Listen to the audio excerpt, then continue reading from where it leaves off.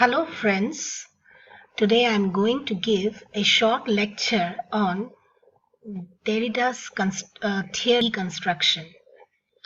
Deconstruction is a theory about language and literature and was developed in 1970s in large part as a reaction to the primacy of French structuralism and a repressive academic and intellectual system that rigidly administered a unique and definitive interpretation of literary text. Deconstruction designates the philosophy of Jacques Derrida, which is a strict analysis of language in the philosophical and theological text. What most characterizes deconstruction is its notion of textuality, a view of language as it exists not only in books but in speech, in history, and in culture, especially the written language. Now, deconstruction seems to be easily misinterpreted with the word destruction, but it was not something which Derrida had propounded in a destructive way. Rather, without deconstruction, we cannot read anything that is there in this era of post-truth in the age of postmodernism. We have to look beyond the gaps, the fissures, and the absences in a text, whether the text is a literary one, political one, or a social one. Now, there are certain concepts in deconstruction which we need to remember with deep concentration, and those are the idea of differ and to defer. Now, what is to differ and to defer? For beginners, they have to first focus on the idea of to differ and to defer. That means to understand deconstruction, one has to know and understand the system of binary opposition. But in Derrida, the binary opposition does not itself end a text. It means that the meaning has to be deferred till futurity, because in future there may be a new meaning to the deferred idea.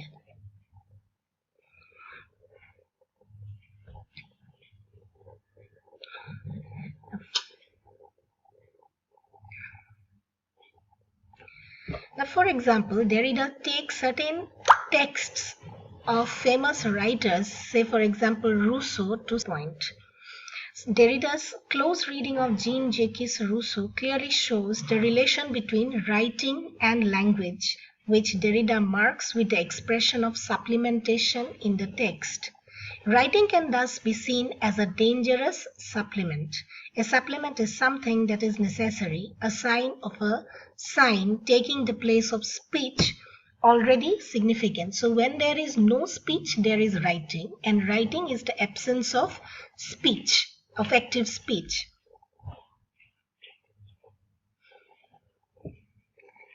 Now, deconstruction is vigilantly seeking out aporias, blind spots, or moments of self-contradiction in the text that involuntarily betray the tension between the rhetoric and logic, what the text says, and what it is intended to mean.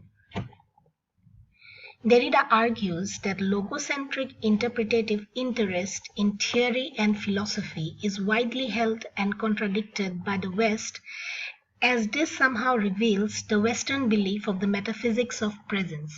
Now, what is logocentrism? Logos means center, and logos means meaning, and centrism means something or a study which is based on meaning. But for Derrida, meaning is not fixed. So Derridian world looks into deconstruction of logocentrism, and that's why it was not accepted initially by the Western metaphysics.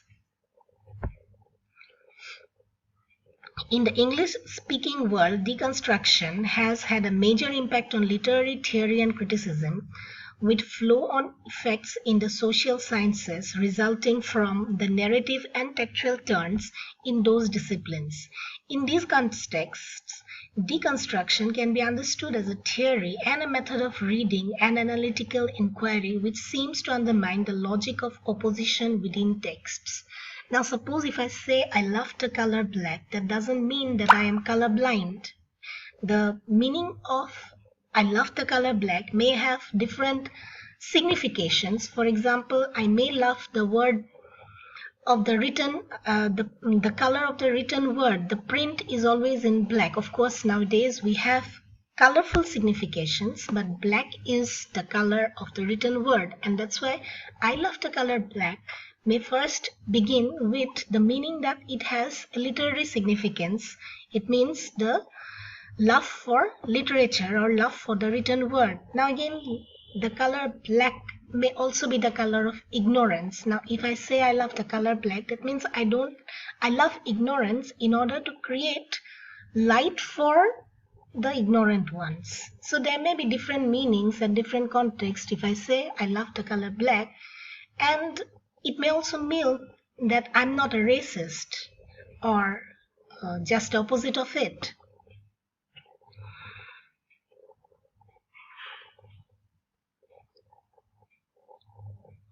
Now, Derrida provides clear examples of his deconstructive activity, which turns the text in traces of more text in opposing speech as unmediated firstness of presence.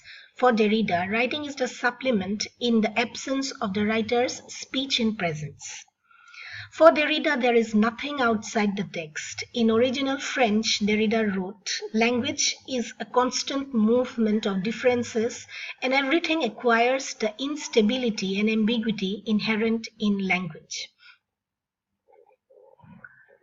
Derrida suggests that the dyadic sign model, sign and signifier of Saussure, is responsible for generating the aporias of structuralism. He further objects to a tradition that presents a simplistic, deterministic view of human signification. Derrida's critique is governed by the metaphor of generalized writing.